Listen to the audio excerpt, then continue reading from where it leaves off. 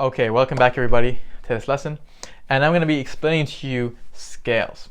Now scales, for those of you who had previous lessons or you know somebody who's taken traditional piano lessons, scales might be quite a trigger point for you, and it is, rightfully so, for a lot of people. And the reason is that most piano players started, when they were younger and they were aiming to take an exam held by ABRSM, Trinity, these different examination boards. But all in all, they have to practice certain things assigned by them from the syllabus. Amongst those things are scales. Now, the way that those exams work is that you have grades that increase in difficulty that you take, most commonly every year. Now, whether you're at grade 1, grade 5, grade 8, you'll always be practicing scales, and it's a requirement that you have memorized a certain amount. This is where the dread comes from, those exams, because especially when you start to go higher up in those grades, you take lessons for a few years, you're going to realize that you have to memorize perfectly, like 50, 60 different scales, and you have to memorize them perfectly, and in these different variations, these different forms of playing them. Now, I'm not just sitting here bashing on those exams. I don't actually have anything against those exams, because I did them myself, and I learned a lot. The only concern I have is when people realize that the traditional route is not what they want. They feel like they have no other option but to just, YouTube some tutorials and just kind of recite. But you're not actually learning. One thing I wish they did in those exams is teach theory. But because I have studied theory, I can show you this technique which you have no idea how much time this is going to save. You have no idea.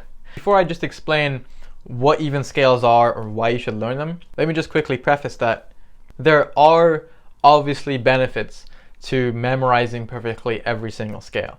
I'm not saying that's something that you should not do. Because of course, if you are able to do that, you're doing amazing. I'm saying that for you to be able to understand music better and to gain the benefits of scales, your only option is not to practice 50, 60 scales perfectly. So now that we have that out the way, let me explain what scales even are. It is simply a rule set that tells you what notes you can play and what notes you cannot play. So, for example, a C major scale is comprised of these notes.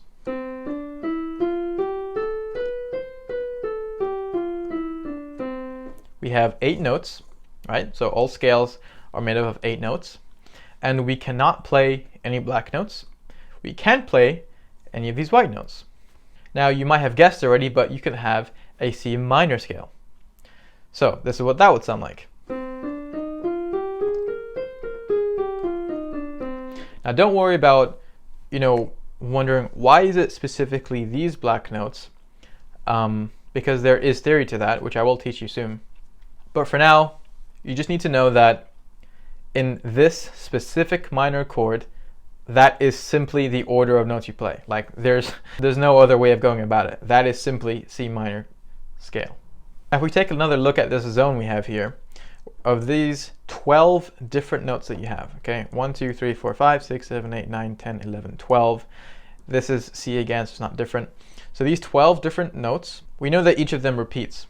But now you have to know that each of these notes have their own scale.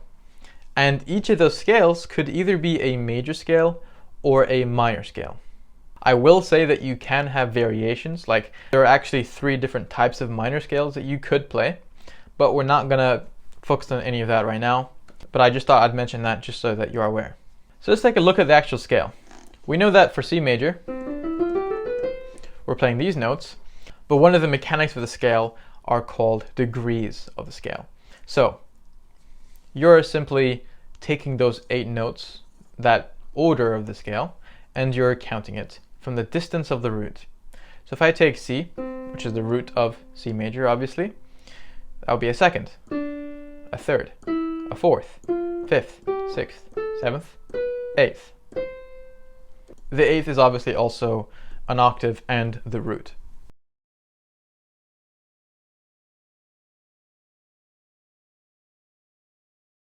Chords come from the scale, okay? It's not that scales are simply just related to the chord, or that scales come from the chord. Chords originate from the scale. Because the scale is a rule set, chords are constructed from that rule set, which is why they have this sense of order about them. Like when you're counting 4 semitones and 3 semitones, it's consistent. Well, here's another way you could create those chords. You can count 1, 3, 5 of the degrees of the scale.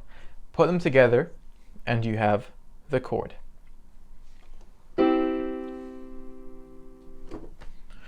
Now you might be thinking, well, what if I wanted to make a minor scale? Well, here's where that differs from the 4-3 method. With this method, you are taking the scale itself. Now, if it's major, if it's minor, it does not matter. No matter the scale, you take 1, 3, and 5 and you have the chord. But the chord tonality, whether it's major or minor, is specific to the tonality of the scale. You cannot play a C minor chord from a C major scale because the C minor chord is outside of the rule set of C major. C major, that's the rule set. If you play anything outside of these notes, it is not in C major. Because the C minor chord has an E flat, it's outside of it. So you can't play that from within a C major scale. Now let's take a C minor scale. I take the 1, 3, and 5. That's a C minor chord. The actual principle is the same.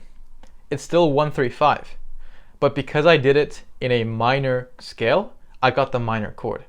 If I do 1, 3, 5 in a major scale, I get the major chord. It's that simple. So that is an alternative way of creating chords. I would primarily use the 4-3 method because in most cases that's just more convenient. But in a lot of situations you also do find yourself, it's just more convenient to play it from the scale. Now, the very important question, why do I need to learn this? Why do I need to understand this?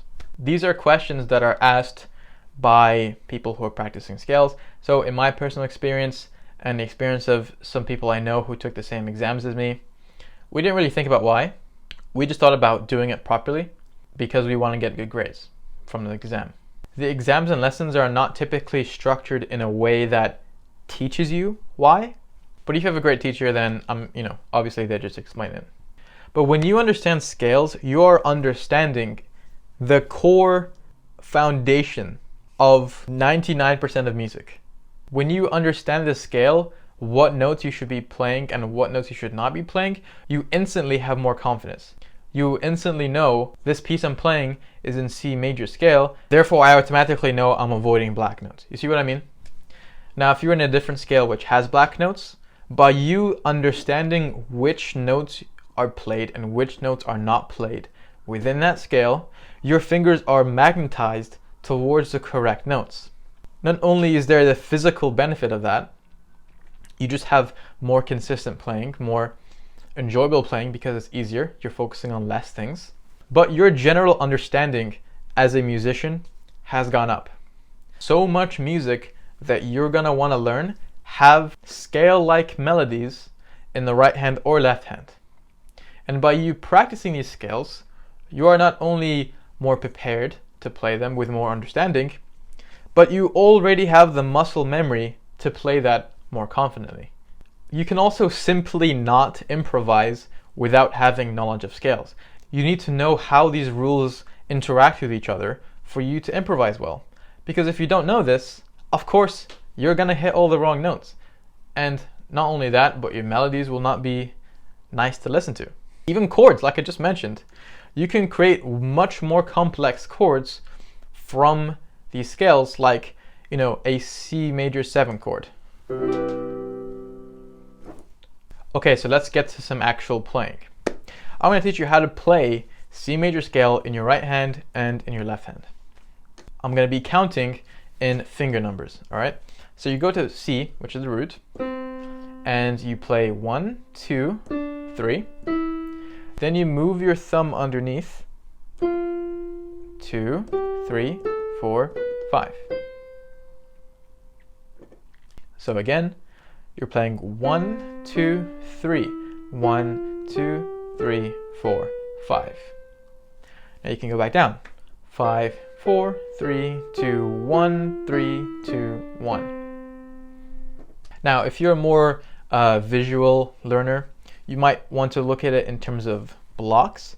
So these 3 notes will only ever be played in your right hand by the 1, 2, 3.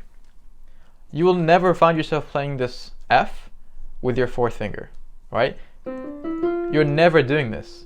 It is 1, 2, 3, 1, 2, 3, 4, 5. You're playing this with 1, 2, 3, and then 1, 2, 3, 4, 5. When you come back down, it's the exact same thing. You're playing 5, 4, 3, 2, 1, 3, 2, 1, 1, 2, 3, 1, 2, 3, 4, 5. You need to make sure that you're bonding your fingers to certain notes. And that does come with some practice, but as an absolute baseline, 3 notes that you have to be careful of. The root, you always start and end with 1. You always play E with 3, and then you make your transition. And you always end on the C with number 5. So I'm going to play through the scale again, and watch for those checkpoints of C, E, and C.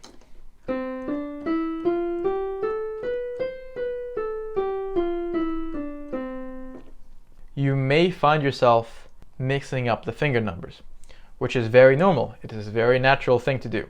Almost every single student I have ever taught has done this mistake. The key here is to help yourself by preventing these mistakes from even emerging. And if they do emerge, you make sure you correct it. You must correct it, because if you don't, you're allowing your brain to accept that as an option. One quick tip that's definitely going to help you is to tuck your thumb underneath in advance, right? This concept of anticipation is going to come up time and time again, but you have to be prepared.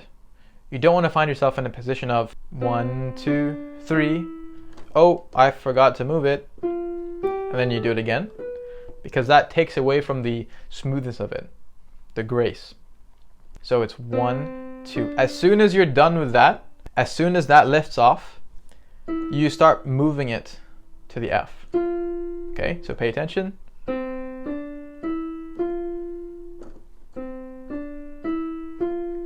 You can see this wrist movement as well, moving in this direction. All right, so pause the video now and have a go at that a couple times until you can run through it up and down at an even pace. And then when you come back, we'll have a go at doing that together. So here's what I'm going to do.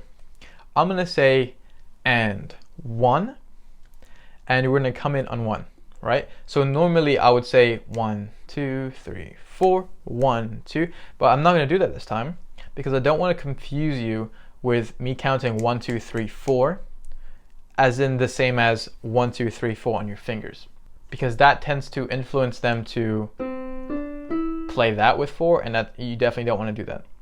So I'm going to say and 1, and I'm going to count the fingers. So and 1, 2, 3, 1, 2, 3, 4, 5, 4, 3, 2, 1, 3, 2, 1.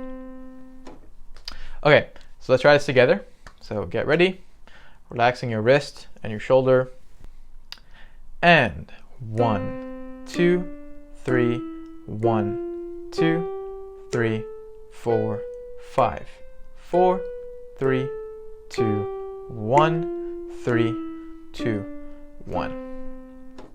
Okay, so no matter how you did there, good job for trying to keep in pace. This is obviously something that you're not going to get perfectly in the first time. So be a bit patient with yourself. Make sure you're going steady, slowly, in an even pace, right? The worst thing you could do here is just try and do it really fast, like, and you get the wrong notes and you're forgetting which fingerings you're using, and you're developing those bad habits. And as I mentioned a lot, we're definitely trying to avoid those. Something that commonly happens when I'm teaching people one-to-one, because they don't have this finger independency control, this finger strength, they tend to play their scales like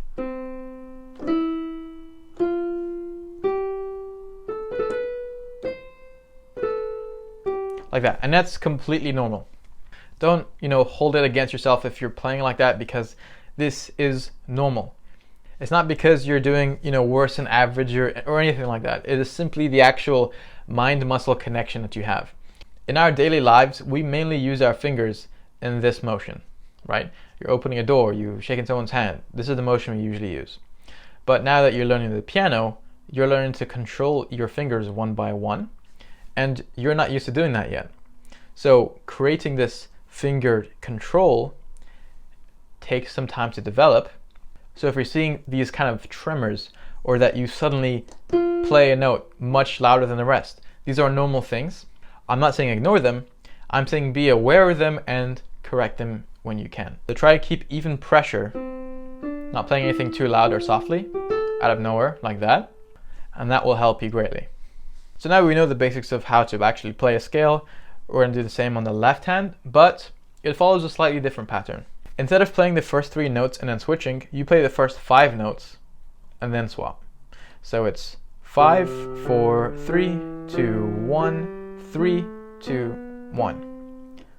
Then you go back down, 1, 2, 3, 1, 2, 3, 4, 5.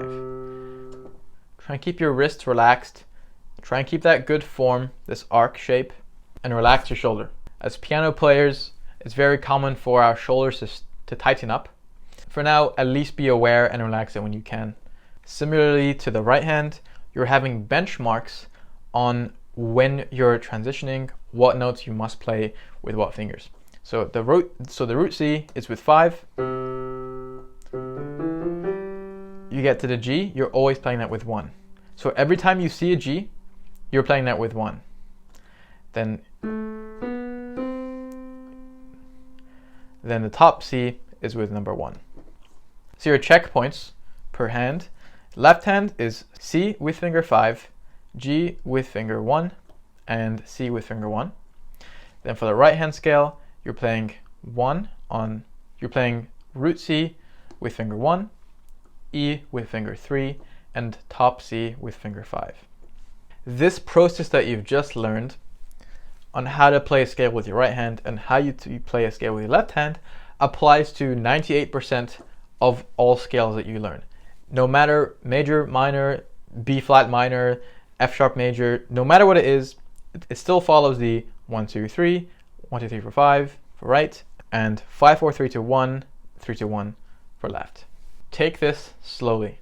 Be patient. Once you are able to go up and down 5 times in a row at a steady pace, right hand and left hand separately, then you are ready to move on to the next lesson.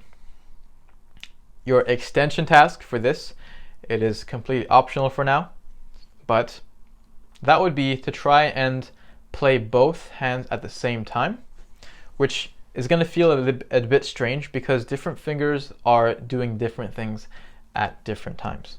This is what it sounds like.